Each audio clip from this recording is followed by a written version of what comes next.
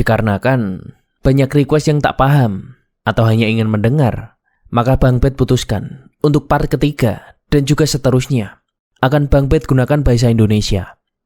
Maaf ya, jika banyak yang kurang paham tentang video Bang Bet sebelumnya.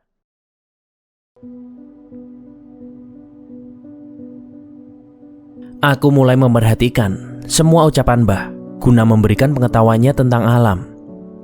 Suno pun mengamati apapun yang diwejangkan pada kami. Bahkan Hindro juga diam tanpa banyak bertanya. Semua itu cuma bisa dilihat dengan cermat hati-hati, nak. Jangan tergesa-gesa jika menetapkan langkahmu, pungkas Mbah Buyut pada kami bertiga. Beliau menitipkan sebuah lontar yang digambar dengan getah damar. Ini nanti kalian saya kasih barang satu-satu yang kegunaannya nanti saja Mbah jelaskan semua sampai benar-benar jelas, ucap Mbah Buyut pada kami. Iya Mbah, ucap kami bersama. Siang itu merupakan siang yang penuh makna bagi hidup kami. Kami diberikan ilmu tentang tanaman apa saja di hutan Semeru yang berbahaya bila kami terkena atau bahkan tak sengaja menyentuhnya. Bukan hanya luka saja, bahkan dapat meregang nyawa hanya dengan menyentuhnya. Sungguh, suatu hutan dengan berjuta misteri. Dari jin, demit, hewan buas, bahkan tanamannya juga dapat mengambil jiwaku dari raga ini hanya dengan sekali gores. Tak lupa juga, Mbah Buyut menunjukkan sebuah penawar dari segala apapun yang nantinya akan menghambat kami atau mengganggu perjalanan pulang kami. Semuanya sangat mudah sebenarnya. Ramuan yang dititipkan pada kami hanyalah garam. Hah? Garam? Sempat kami ingin mempertanyakan kepada Mbah dari mana beliau dan warganya mendapatkan garam di hutan belantara ini. Yang ku tahu, garam itu dari laut, dan ini di dalam hutan. Tapi lagi-lagi tak elok dan juga tak sopan bila aku menanyakan pemberian tulus dari seseorang yang telah menyelamatkan hidup kami. Nak Mayang, garam itu berikan pada kakak-kakakmu ini. Ikat dengan daun waru biar gampang bawanya. Jangan lupa, suwak atau ubi itu dibungkus daun jati buat bekal anak-anak ini, ucap Mbah Buyut pada bidadari tak bersayap itu. Iya Mbah, jawab Mayang dengan lembut. Derkuku gunung bersenandung, ayam hutan hanyut dikena setapaan, landak Jawa berwibawa. Cukup sekian, tak akan kulupa. Berat terasa perpisahan ini. Ingin ku bertamu sekali lagi, tapi apakah mungkin? Apakah layak diriku merengek meminta pertemuan ini lagi? Apakah pantas diriku memelas untuk tinggal sehari lagi? Ku coba bicara. Mbah, seandainya saya menginap di sini lagi, apa boleh? Apa Mbah tidak merasa berat dan juga kehilangan Mbah? Saya ingin lama dengan Dik Mayang.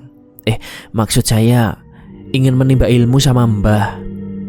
Ku coba bertanya, walau dengan kepleset kata-kata itu. Sepintas, orang yang di hadapanku memandangi wajah bingungku dengan malu. Dan semua orang pun tertawa. Meskipun matamu buta, hatimu masih sehat ya bro. Tahu saja kalau ada gadis cantik, umpat Hendro, membuat tambah malu wajah manisku. Tak kusadari, dia yang di pojokan gubuk diam dengan menundukkan muka dan juga mematung, entah apa yang dirasa. Dia yang kuanggap bidadari, walau tanpa make up, tanpa lipstik, dan tentu tanpa saya pula. Detak jantungnya mungkin tak terdengar dariku, tapi aku yakin detak cintanya telah menusuk kalbuku. Tancap anak panah cinta, tepat melesat tanpa terkira. Untaian kata tertata mendapatkan maknanya. Andaikan saja. Udah, Tidak usah diteruskan perjalananmu hari ini, Nak. Kamu semua boleh tinggal meskipun berhari-hari, berbulan-bulan, atau bertahun-tahun. Tapi, apa kamu tidak punya keluarga? Apa kamu tidak ingin pulang? Ucap Mbah, menenangkan aku akan rasa maluku. Aku senang bukan kepalang mengetahui Mbah Buyut mengizinkan kami menginap selama semalam lagi di perkampungan ini. Tubuhku sesak, dipenuhi rasa hari ini. Tubuhku membara malam nanti. Tubuhku menegang karena cinta. Bayi Purnomo. Ku bertanya di manakah arah barat. Aku ingin menurunkan dahiku hingga menyentuh tanah. Ku ingin tutup mataku dan juga tubuhku karena Yang Esa. Terima kasih atas segala kemudahan yang Engkau berikan pada kami. Siang pun berganti sore, waktu yang paling kusuka. Aku dapat menikmati rona merah matahari senja di tembok alas Semeru. Mayang, ada yang bisa saya bantu? Apa ambil air lagi seperti tadi pagi? Ayo, ajakku padanya yang masih di pojokan gubuk. Tidak Mas, tidak ada, jawab Mayang. Mayang pun melangkah meninggalkanku dengan muka tersipunya. Namun, kudapatkan curi pandangnya dan juga senyum manisnya padaku. Perkampungan surga memang hanya itu yang tepat untuk melukiskannya. Penduduk di sini kebanyakan berkebun dan berburu. Hanya itu saja yang mereka lakukan setiap hari. Wah, Anda bawa apa, Pak? Tanya aku pada salah satu warganya. Ini Mas, dapat celeng di lereng lembah Jurang Ranu Kuning, jawabnya sembari menunjuk tempat berburunya. Ranu Kuning. Jumlah warga di sini tak terlalu banyak. Setiap warga sudah mengetahui keberadaan kami. Mereka tahu kami adalah tamu dari orang yang mereka tokohkan. Bahkan para pemudanya sangat sopan kepada kami. Walaupun aku juga mengetahui ada sebuah rasa cemburu akan keberadaanku. Biarkan sajalah. Permisi Mas, apa kamu dari kampung bawah? Pertanyaan seorang pemuda yang tak membuyarkan lamunanku. Iya Mas, kamu namanya siapa? Jawabku, beserta pertanyaan balik padanya. Lastika Dewa Mas. Kamu Purnomo ya? Jawab pemuda itu seraya menebak namaku. Lastika, seorang pemuda yang gagah nan sopan. Bahkan bukan tidak mungkin dia pemuda yang paling masih lebih manis akulah, ucap batinku sambil melempar senyum padanya. Kalau mau, mari ikut saya Mas, jalan ke hutan bawah untuk cari kera, ajaknya padaku.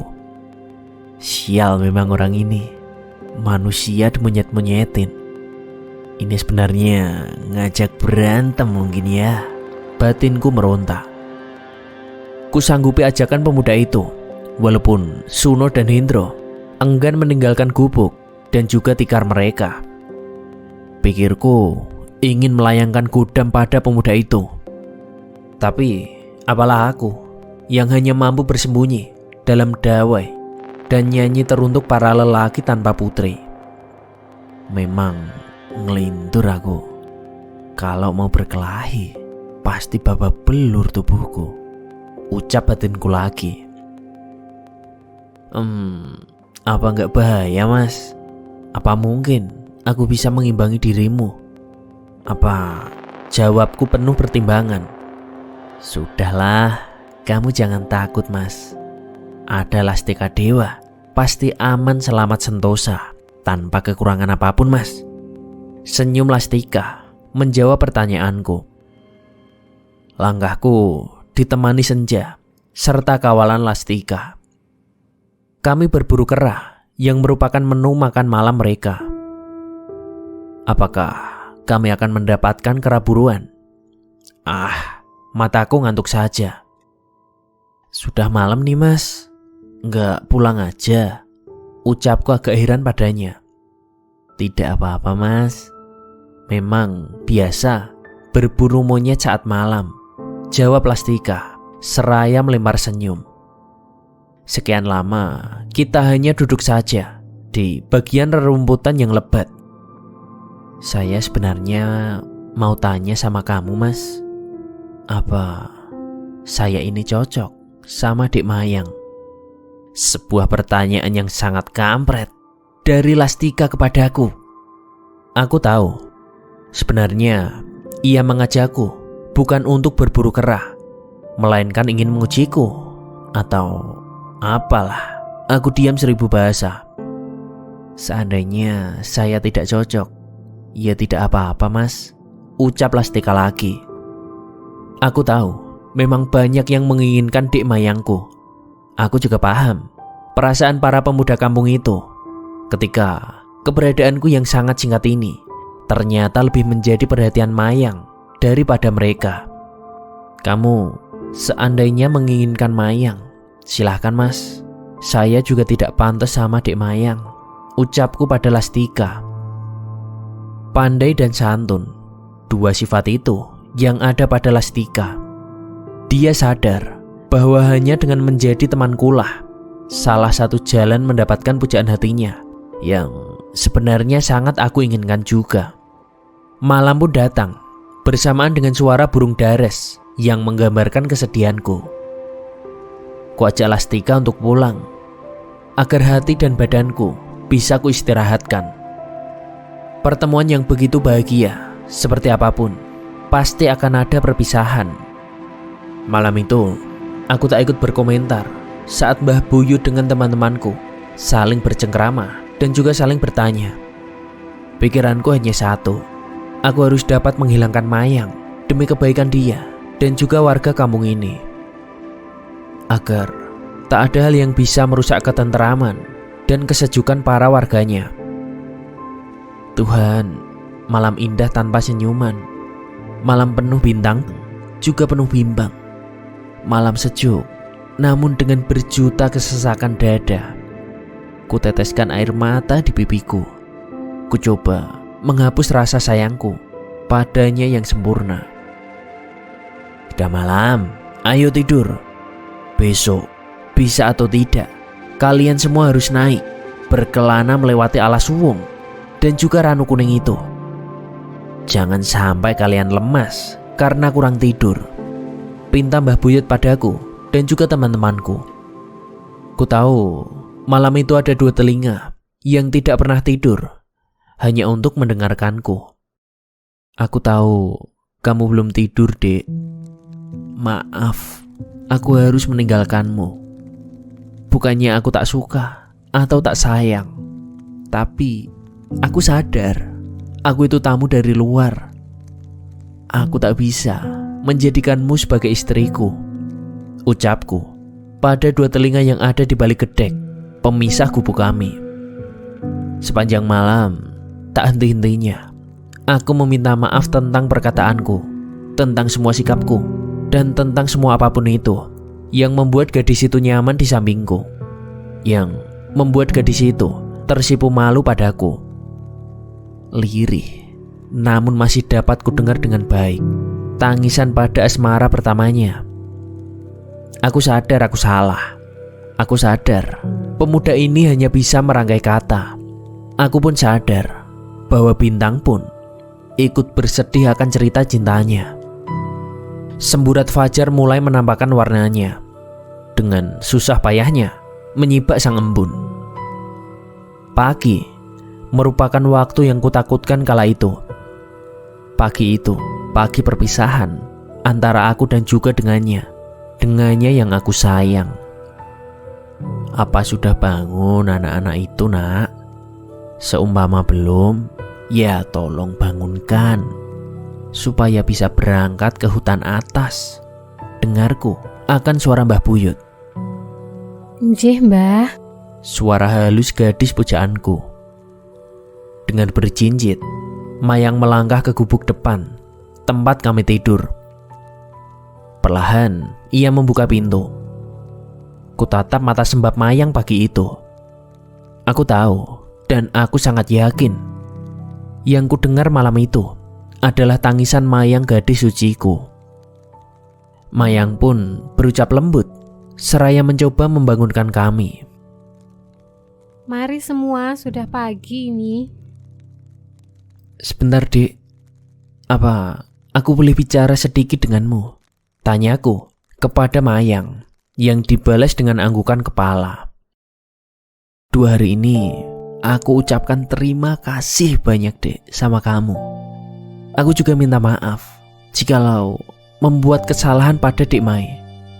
Aku minta maaf seandainya membuat kamu sakit sampai seperti ini, ucapku padanya.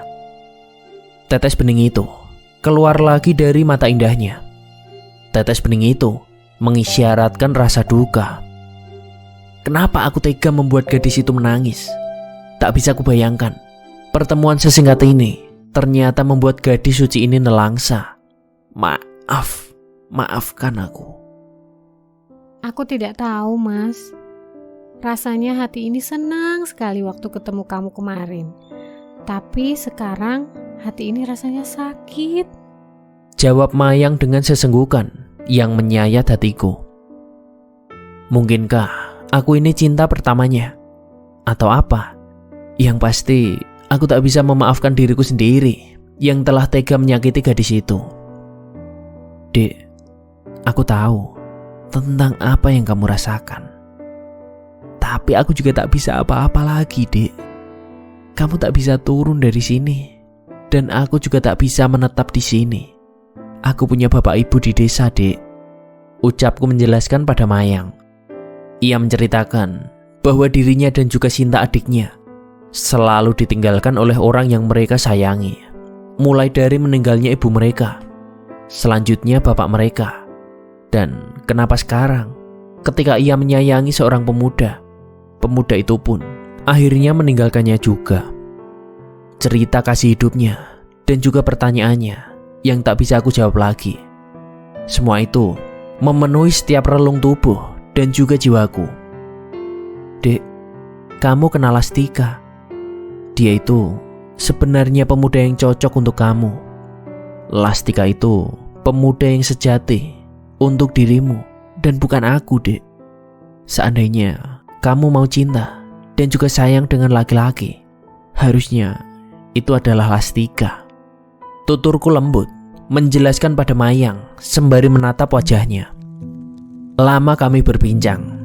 Lama aku memberikan pengertian kepada Mayang supaya ia memahami tentang perbedaan kita yang tak mungkin bisa bersama. Sudah bangun ya, nak?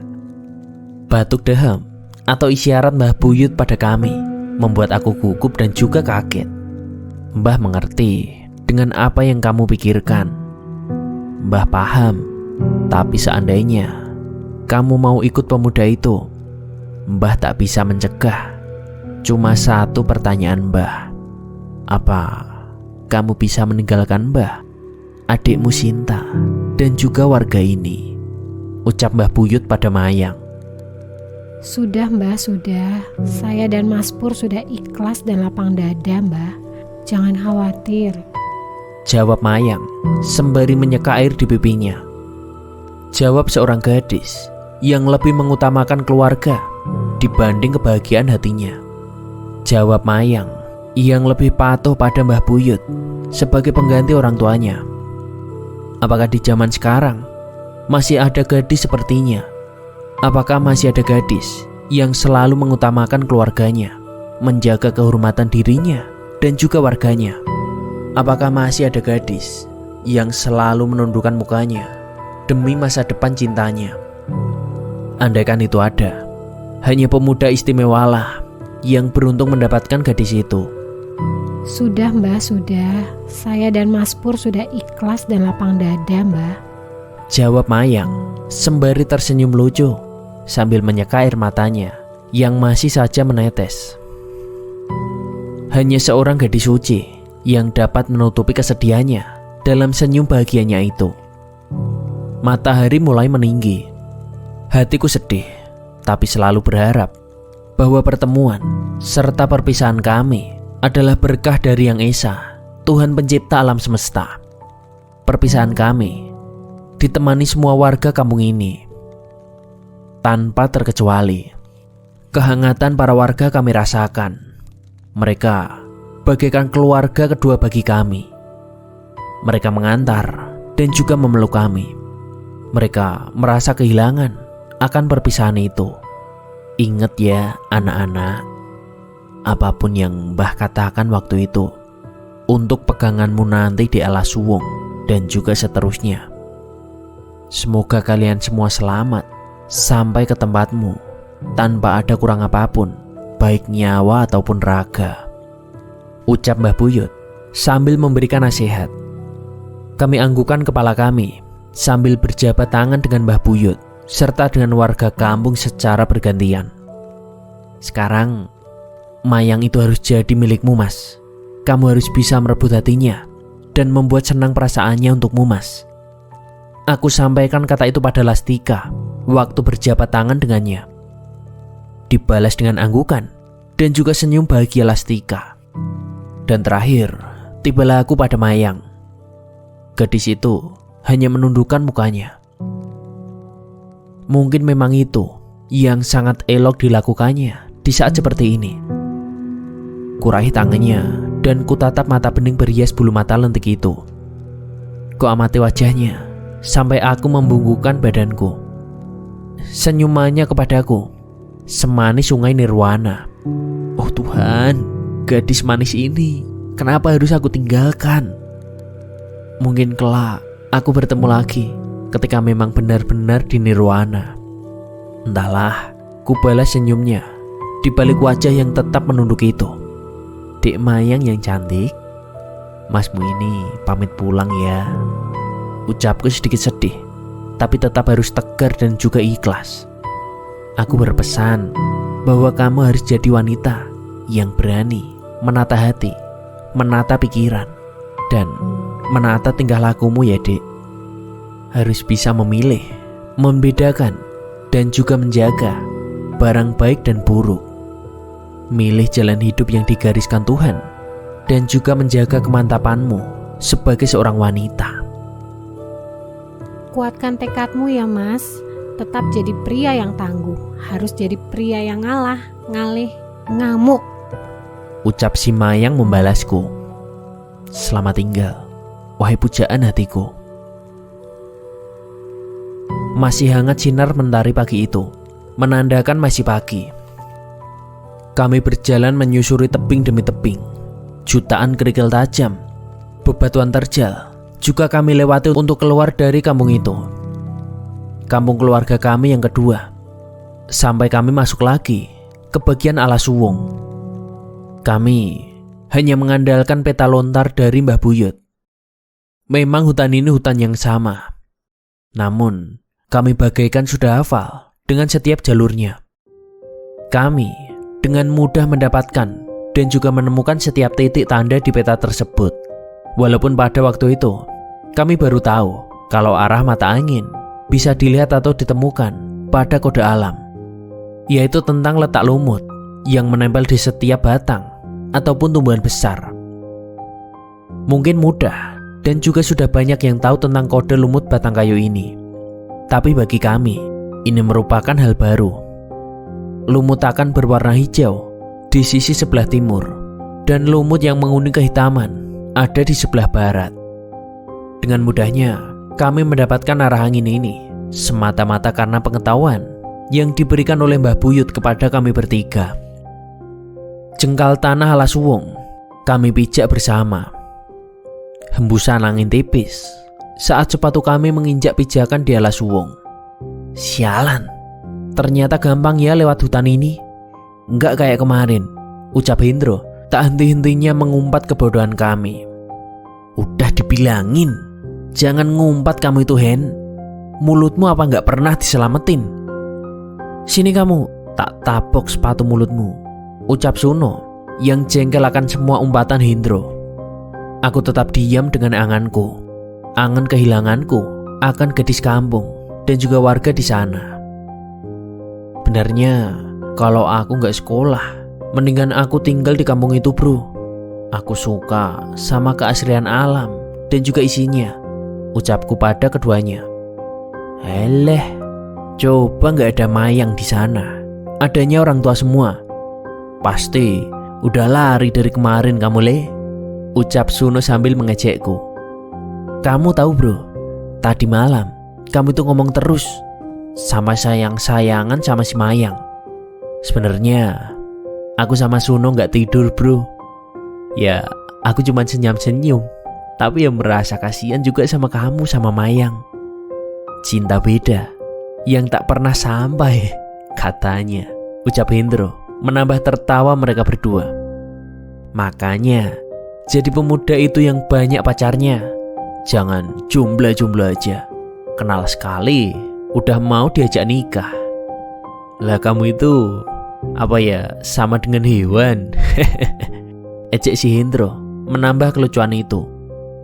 Aku ini manusia yang mempunyai citra, rasa, dan juga karsa.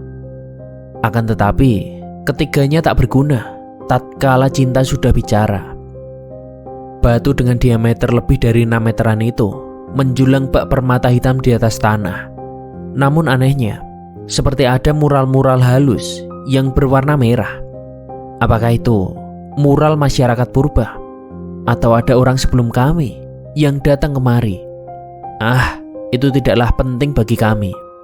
Di hari ke-6 ini, kami harapkan bisa sampai di atas batu Suryo Moncer atau matahari terbit.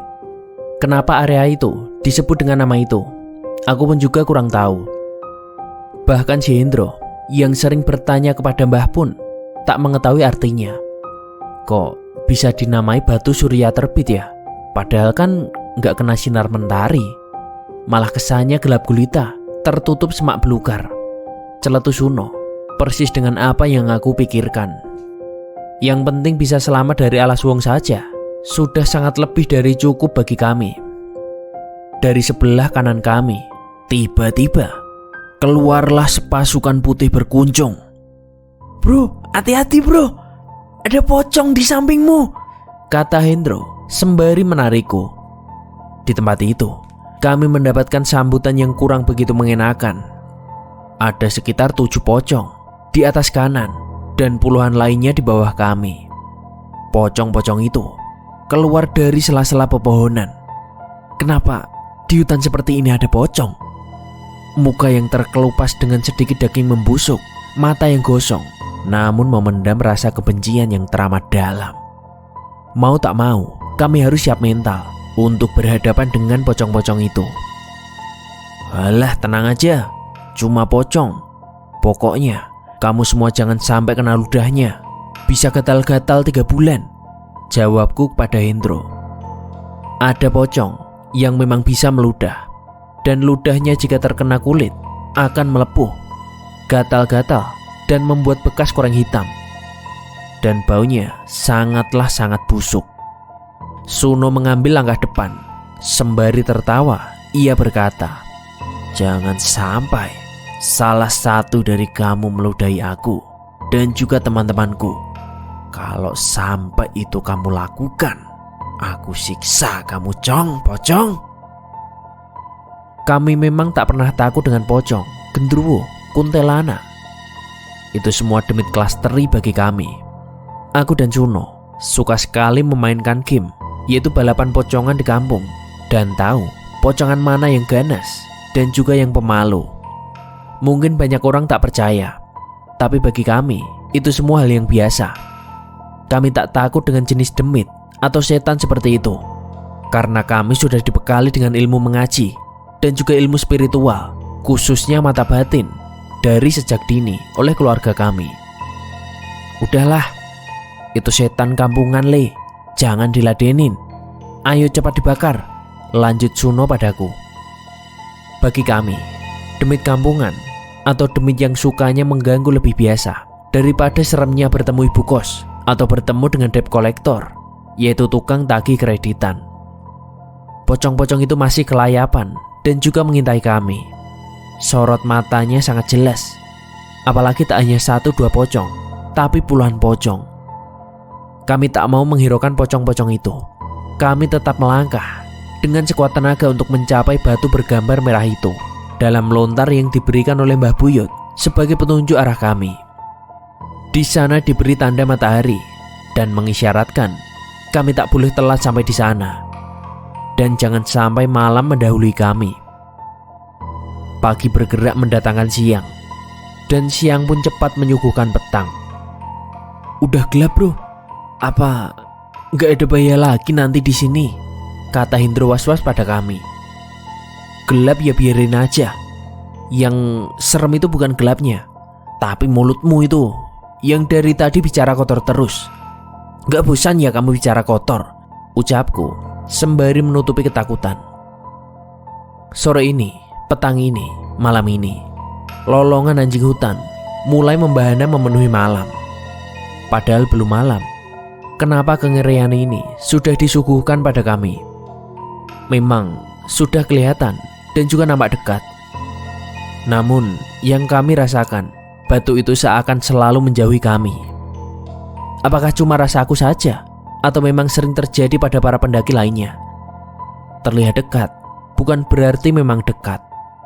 Sekitar 1 jam, kami menaiki jalan terjal untuk sampai di titik pertama kami. Dan akhirnya kami sampai juga. Batu biasa memang, tak ada yang aneh.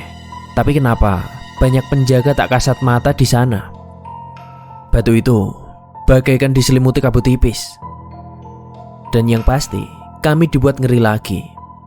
Dan yang kami heran juga, kami selalu ditunjukkan bahwa ada dimensi lain yang akan kami lalui. Kami dapat melihat semua demit alas Meru dengan sangat mudah. Tanpa berpikir panjang, aku menyeru Suno untuk membakar kayu perapian guna menghangatkan kami di malam yang dingin itu. Tidak lupa, kami membakar garam dari Mbah Buyut. Namun ternyata Mbah Buyut tak hanya membekali kami dengan garam, namun juga dengan dupa tanpa kami sadari. "Kamu semua jangan lari. Habis ini ada manusia berwujud raksasa." Suara itu kami dengar, tapi lagi-lagi tak ada orang di sekitar kami. "Bro, kamu dengar orang bicara barusan?" tanya Suno sembari berbisik padaku dan Hendro. "Iya, tapi siapa ya?" jawabku juga berbisik. "Gak usah khawatir, temanmu iki yang akan menghadapi jika raksasa itu datang." Lah, ini aku sudah dibekali menyan dan juga dupa ratus dari Mbah pagi tadi. Aku juga disuruh menukar dupa ini dengan jalan naik, seperti bayar tiket gitu loh bro, ucap si Hendro dengan sangat santainya. Sempat kupikir, apa Hendro kesurupan lagi?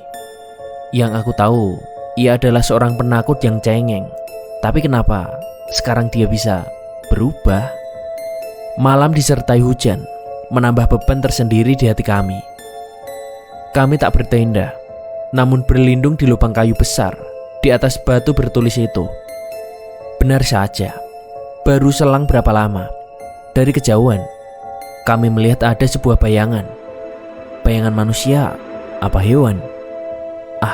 Tidak terlalu jelas, dengan hanya mengandalkan mata dan juga api perapian di depan kami itu. Lama memang, tapi terus mendekat ke arah kami. Dan aku memutuskan sesuatu. Udah, sekarang matiin apinya. Ayo cepat naik ke atas pohon. Jangan sampai makhluk itu menangkap dan juga mencelakakan kita, ajakku pada Suno dan Hendro. Kami pun bergegas naik ke atas pohon besar itu. Memang agak sulit, namun lagi-lagi kami dibuat tak masuk akal. Kami bisa dengan mudah menaiki dahan demi dahan sampai pada petang tertinggi menurut kami. Aku lihat dari arah barat, sosok itu masih menuju ke tempat kami. Kami tak percaya, seseorang dengan wujud itu berbadan tinggi besar melangkahkan kakinya menuju kami. Bahkan kayu yang kami naiki hampir sama tingginya dengan badannya. Matanya memancarkan aura yang sangat kuat dengan rambut sebaunya serta wajah sangarnya. Waduh Gusti, kok jelek banget ini bro. Aku gak berani bro ngajak barter sama menyan. Kalau mukanya sangar, serem banget gitu bro. Kamu aja Pur yang ngomong, ucap Hendro yang berbanding terbalik dengan sikapnya tadi. Siapa lagi kalau bukan aku? Aku yang harus bertemu dan juga berhadapan untuk menukar menyan ini. Aku berusaha menahan tangisku. Aku berusaha berani. Apa ini? Apakah ini yang biasa orang sebut dengan buto atau apa? Dalam gemetarku, ku baca surat sang penguasa subuh dari kitab suciku. Kuulang-ulang walaupun dengan nada terbata-bata. Oh Tuhanku, aku yakin bahwa semua ini adalah atas kehendak-Mu. Aku mati, mereka mati, dan semua pasti mati, ya Tuhanku. Namun, aku meminta pertolongan serta perlindungan-Mu. Oh Tuhanku, ku coba untuk membenarkan posisiku di sebuah dahan pohon besar itu. Aku berdiri di salah satu rantingnya. Ku beranikan diri dan ku mantapkan hati. Aku pun sudah siap.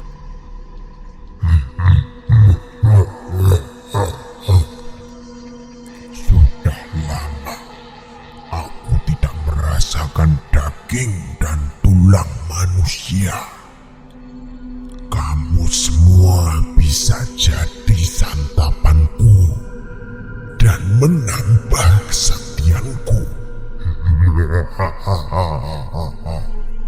Suara buto itu keras, melengking, serasa suara petir yang menyambar. Sosok ini ternyata adalah buto atau raksasa dari golongan demit. Sebentar, jangan tergesa. Aku dan temanku cuma mau cari jalan keluar karena kesasar di hutan ini. Lah kenapa kamu malah mau makan aku? Lah kamu ini siapa? Kamu berani bayar berapa? Apa kamu mau menanggung dosa-dosa aku dan temanku? Jangan sampai, hei kamu buto, kena murka Tuhan dan juga karma baginda Rasul. Apa kamu mampu? Seandainya kamu mampu, ya terserah kamu mau melakukan apa saja terhadap aku dan juga teman-temanku ini. Jawabku lantang dan juga berusaha tegar. Aku Raja Buto. Tidak ada cara mundur. Maju terus, aku makan dagingmu. Aku punya kepala ubun-ubunmu. Aku hisap darah jantanmu, manusia. Jawab makhluk itu, tak menggubris ucapanku. Tanpa kami sadari, si Hendro membakar kemenyan yang diberikan oleh Mbah Buyut dengan korek apinya. Memang kecil, tapi wangi menyan itu sangat harum dan belum pernah kami cium. Rasakan aroma seperti ini. Malam yang sudah tak terhitung lagi, seberapa mencekamnya kala itu. Aku, Purnomo, tak pernah takut dengan setan atau demi apa aja. Aku takut, sangat takut, dan selalu takut bila teringat hal itu lagi. Tak bisa dan tak bisa. Aku dan kawanku harus hidup, harus selamat. Bau apa ini? Aku mencium menyan 200 surga. Siapa yang punya? Aku minta, aku minta, aku minta. Ucap Raja Buto terus diulang-ulang sembari mencari asal wangi dari asap menyan 200. Aku bisa memberimu, tapi ada syaratnya. Jadi raksasa yang benar, jadi raksasa yang menurut dengan Sang Hyang Batara Durga, ucap Hendro sambil merapal mantra dengan terbata-bata. Seketika itu juga manusia setengah raksasa itu mundur dari kami. Buto itu mundur dan memberikan semacam salam hormat kepada kami dengan membungkukkan badannya seraya menyentuh dadanya. Maaf, aku tidak tahu kalau kalian semua itu masih satu saudara dengan manusia di kampung atas. Aku ini pagar dan menjaga kampung itu beserta seisinya. Ucap makhluk itu sambil menunduk dan bersimpuh. Makhluk itu adalah Raja Buto. Namanya Yai Buto, penjaga gerbang menuju Alasuwung dan juga kampung atas. Aku tidak berani memakan darah resi dan juga keturunannya. Tolong maafkan aku ini. Aku minta maaf. Ucap Raja Buto yang tak kami mengerti. Yang aku tahu hanya permintaan maaf dari raksasa itu. Apakah memang ada raksasa di zaman ini? Apakah itu hanya perwujudan demit di hutan Semeru ini? Pertanyaan yang kembali tidak kami temukan jawabannya. Namun aneh, sebuah keanehan terjadi kembali. Lagi-lagi Suno merapal mantra. Sepertinya dia sudah hafal di luar kepala. Padahal setiap kata dari mantra itu menggunakan bahasa Sanskerta yang sangat tak kami pahami. Hendro temanku merapal mantra dengan nada yang lembut tapi terasa tegas. Kami merasakan getaran yang cukup kuat. Apakah ini yang dimaksud dengan gesekan dimensi? Apakah ini yang dimaksud dengan gesekan hilang? Dadaku berdegup kencang. Serasa darahku mengalir begitu derasnya menuju ujung kepala. Raja Buto hanya diam tanpa nelangsa. Raja Buto itu tunduk pada temanku yang bukan apa-apa. Wahai saudaraku, tolong antarkan anak cucu manusia ini menuju dunia nyata, dunia kebebasan, dunia tempat mereka bertemu dengan keluarganya, dengan ibu yang melahirkannya, dengan bapak yang menafkahinya, dengan sesama saudaranya. Suara nuraniku penuh harap. Sempat kututup telingaku. Terasa berat tubuh dan kepalaku. Namun akhirnya, Mari naik ke pundakku. Saya bisa membawa kalian berjalan sampai keraton Dewi Ranu. Keraton yang berwujud danau. Tapi tetap saya dan kalian tidak ada hutang baik di dunia maupun akhirat. ucap Raja Buto itu kepada kami. Kami pun segera naik ke pundak raksasa itu. Hanya orang yang waras yang akan mengerti dan memahami tentang cerita kami. Lantas bagaimanakah kisah selanjutnya? Tunggu terusannya ya. Wassalamualaikum warahmatullahi wabarakatuh.